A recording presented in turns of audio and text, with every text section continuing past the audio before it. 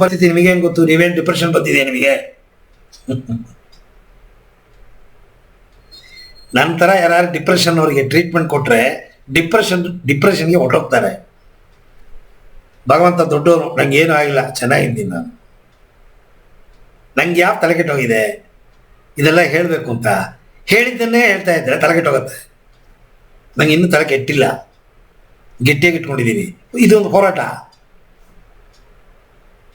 ಯಾರಿಗೆ ತಲೆಯಲ್ಲಿ ಏರುಪೇರಾಗಿದೆ ಅವ್ರ ಜೊತೆ ಹೋರಾಟ ಮಾಡೋದಿದೆ ನೋಡಿ, ಅದು ತುಂಬ ಗಟ್ಟಿಸ್ಬೇಕು. ಅದಕ್ಕೆ ನಾನು ಈ ಡಿಪ್ರೆಷನ್ ಟ್ರೀಟ್ಮೆಂಟ್ ಶುರು ಮಾಡಿದಾಗ ನನ್ನ ಸ್ನೇಹಿತರು ನಂಗೆ ಬೇಕಾದ್ರೆಲ್ಲ ಬೇಡ ಅಂದರು. ಅವ್ರನ್ನ ಕಟ್ಕೊಂಡು ಯಾಕೆ ಸಾಯ್ತೀನಿ, ಬಿಟ್ಬಿಡು, ಆಗ ಹೋಗೋ ಕೆಲಸ ಇಲ್ಲ, ಇದೆಲ್ಲ ಯಾಕೆ ಪಾಠ ಮಾಡ್ತಿದ್ರು. ನನಗೆ ನಾನು ಚಾಲೆಂಜಾಗಿ ತಗೊಂಡೆ. ಬೇಕಾಟು ಜನ ಸರಿಯಾಗಿ ಹೋಗಿದ್ದಾರೆ, ಸತ್ಯ ಮಾತಾಡ್ತೀನಿ ನಾನು. ಬೇಕಾಟು ಜನ ಸರಿಯಾಗೋದ್ರು, ಸರಿ ಆಗದಿದ್ದವರು ಇದ್ದಾರೆ. ಕಾರಣ ಇದೆ, ಡಾಮಿನೇಟ್ ಮಾಡೋಕ್ಕೆ ಬಿಡಬಾರ್ದು. ಇದು ಒಂದು ಹೋರಾಟ. ಹೇಗೆ ಒಂದು ಮಗು ಒಂದು ಚಾಕ್ಲೇಟ್ ತಗೊಳಕ್ಕೆ ಹಠ ಮಾಡಿ ಕೊನೆಗೆ ಅಮ್ಮನ ತೊಡೆನ ಕಚ್ಚಿ ಸೀರೆಯನ್ನು ಬಿಚ್ಚಿ ಆ ಚಾಕ್ಲೇಟ್ನ ತಿನ್ನುತ್ತೆ ಅದು ಹಠ ಮಾಡಿ. ಆ ರೀತಿ ನೀವು ಹಠ ಮಾಡಬೇಕು ನಿಮ್ಮ ಮನಸ್ಸು ಜೊತೆಗೆ. ಕೆಲವರಿಗೆ ಇದು ಬೇಗ ಸ್ಪಂದನೆ ಆಗುತ್ತೆ, ಈ ಸಿಸ್ಟಮ್ನ ಹೇಳಿಕೊಡೋದು. ಇನ್ನು ಕೆಲವರು ತುಂಬ ಡೀಪಾಗಿ ಡಿಪ್ರೆಷನ್ನಲ್ಲಿರೋರಿಗೆ 9 ಟೈಪ್ ಇದೆ ಡಿಪ್ರೆಷನ್. ಒಬ್ಬೊಬ್ಬರದು ಒಂದೊಂದು ಥರ.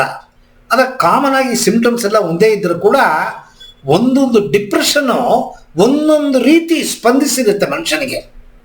ಅದರಿಂದ ಹೊರಗೆ ಬರಬೇಕು ಅಂದರೆ ಒಂದೊಂದು ಪರ್ಸೆಂಟೇಜ್ ಅಪ್ಲಿಕೇಶನ್ ಬೇಕಾಗುತ್ತೆ. ಕೆಲವು ಮಕ್ಕಳಿಗೆ ಒಂದು ಸತಿ ಪಾಠ ಮಾಡಿದ್ರೆ ತಲೆ ಹೊಟ್ಟೋಗುತ್ತೆ, ಇನ್ನು ಕೆಲವು ಮಕ್ಕಳು 2-3 ಸತಿ ಹೇಳಿದ್ರೆ ಹೊಟ್ಟೋಗುತ್ತೆ, ಇನ್ನು ಕೆಲವು ಮಕ್ಕಳಿಗೆ 20 ಸತಿ ಹೇಳಿದ್ರು ತಲೆಗೆ ಹೋಗಲ್ಲ. ಆ ರೀತಿ ಡಿಪ್ರೆಷನ್ನು ಕೂಡ percentage of level of depression it varies from 1% to another person. Application ತುಂಬ ಇಂಪಾರ್ಟೆಂಟು, ಡೆಡಿಕೇಶನ್ ತುಂಬ ಇಂಪಾರ್ಟೆಂಟು. ಹೋರಾಟ ಮಾಡಿದ್ರೆ ಸಕ್ಸಸ್ಸು. ನಿಮಗೆ ಕಾನ್ಷಿಯಸ್ ಇದೆ, ಆದರೆ ಕಾನ್ಷಿಯಸ್ ಕೆಲಸ ಮಾಡೋಕ್ಕೆ ಬಿಡ್ತಾ ಇಲ್ಲ. ಸಬ್ಕಾನ್ಷಿಯಸ್ಸು, ನಿಮ್ಮ ಸಬ್ಕಾನ್ಷಿಯಸ್ಸು ಕೆಟ್ಟೋಗಿದೆ, ಕೊಳತೋಗಿದೆ. ಕಾನ್ಷಿಯಸ್ ಚೆನ್ನಾಗಿದೆ, ಪಂಚೇಂದ್ರಿಯಗಳು ಕೆಲಸ ಮಾಡ್ತಿದೆ, ಆದರೆ ಅದನ್ನು ಕೆಲಸ ಮಾಡೋಕ್ಕೆ ಬಿಡ್ತಾ ಇಲ್ಲ ನಿಮ್ಮ ಸಬ್ಕಾನ್ಷಿಯಸ್. ಇದು ಹೋರಾಟ. ಕಾನ್ಷಿಯಸ್ಸು ಸಬ್ಕಾನ್ಷಿಯಸ್ ಜೊತೆಗೆ ಮಾಡುವ ಹೋರಾಟ. ಇದು ಒಂದೇ ಒಂದು ವಿಧಾನ ಇಟ್ಕೊಂಡು ಇದ್ರಲ್ಲಿ ನಾನು ಸಕ್ಸಸ್ ಕಾಣ್ತೀನಿ ಅಂದರೆ ಕಾಣೋದು ಆಗಲ್ಲ, ಕಷ್ಟ. ಹಲವಾರು ವೆರೈಟಿಗಳು ನಾನು ಏನು ಹೇಳ್ಕೊಡ್ತೀನಿ, ಇದಿಷ್ಟನ್ನು ನೀವು ಡೆಡಿಕೇಟ್ ಮಾಡಿ ಅಭ್ಯಾಸ ಮಾಡಿದ್ರೆ ಮಾತ್ರ ನೀವು ಸಕ್ಸಸ್ ಆಗಕ್ಕೆ ಸಾಧ್ಯ. ಇಲ್ಲಾಂದ್ರೆ ಸಕ್ಸಸ್ ಆಗಲ್ಲ. ಯಾತಕ್ಕೆ ಫ್ರಂಟ್ ಬೆಂಚು ಅಂತೀವಿ? ಫ್ರಂಟ್ ಬೆಂಚು ಡೆಡಿಕೇಟ್ ಮಾಡ್ತಾರೆ ಓದೋದಕ್ಕೆ. ಅವರಿಗೆ ಓದ್ಬಿಟ್ರೆ ಬೇರೆ ಏನೂ ಇಲ್ಲ ತಲೆ ಒಳಗಡೆ, ಪುಸ್ತಕನೇ ಲೋಕ ಅವರಿಗೆ.